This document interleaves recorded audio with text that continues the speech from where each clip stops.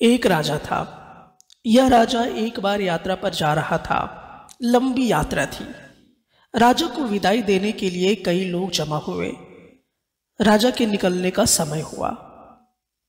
इतने में राजा का एक करीबी दोस्त राजा के पास आया और कहने लगा, मैं तुम्हें सावधान करना चाहता हूं एक छोटे आदमी से जो इस यात्रा के दरमियान तुम्हें मिलेगा और तुम्हें लड़ने की चुनौती देगा। तब तुम इस आदमी को जान से मारे बिना आगे मत जाना।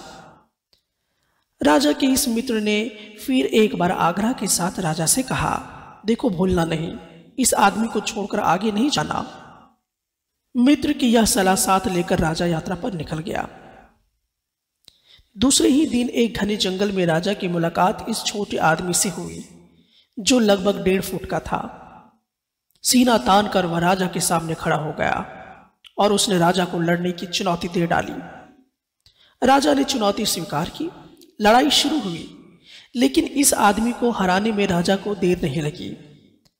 राजा को मित्र की सलाह याद आई इस आदमी को जान से मारने की, लेकिन राजा की दयाशीलता जीत गई और इस छोटे आदमी को जान से मारे बिना ही राजा आगे निकल पड़ा। 1 सप्ताह भी नहीं बीता था कि वह छोटा आदमी राजा से फिर मिला, लेकिन इस बार उसकी लंबाई बढ़ गई थी। वह लगभग 2 फुट का हो गया था। उसने राजा को पुनः लड़ने की चुनौती दी। राजा लड़ा।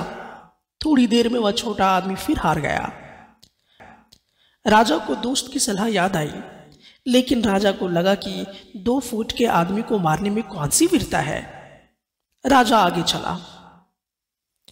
कुछ दिनों के बाद वही छोटा आदमी फिर से राजा के समक्ष उपस्थित हुआ, लेकिन इस बार वह 2.5 फुट का हो गया था।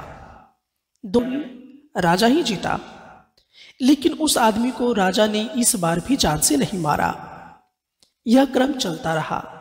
वह छोटा आदमी एक निश्चित अंतराल पर राजा से मिलता रहा, लेकिन हर बार पहले से अधिक लंबा होकर।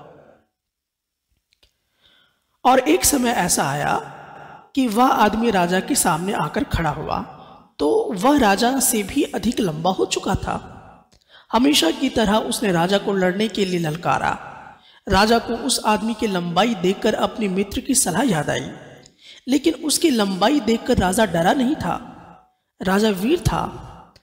लड़ाई प्रारंभ हुई, लेकिन राजा के लिए यह लड़ाई आसान नहीं थी। राजा गंभीर रूप से घायल हो गया, लेकिन राजा ने हार नहीं मानी।